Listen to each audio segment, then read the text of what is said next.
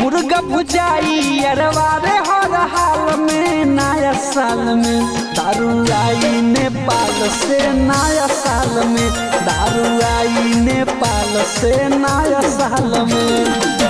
मछली तराई अरवारे हर हाल में नया साल में दारू आई नेपाल से नया साल में दारू आई नेपाल से नया साल में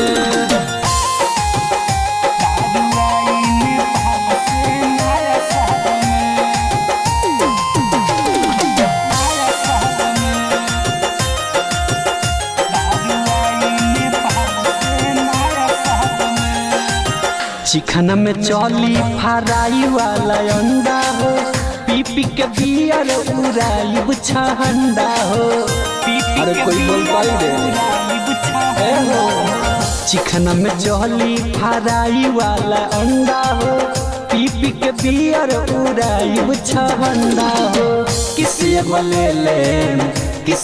ले ले मलिया के गोरे गाल में नया साल में दारू आई नेपाल से नया साल में दारू आई नेपाल से नया साल में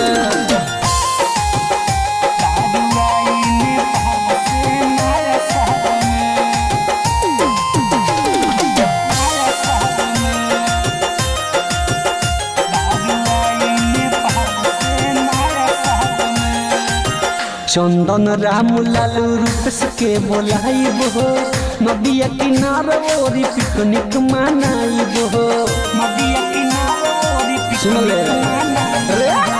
रंजित अजित राम लालू के बोलाइब रे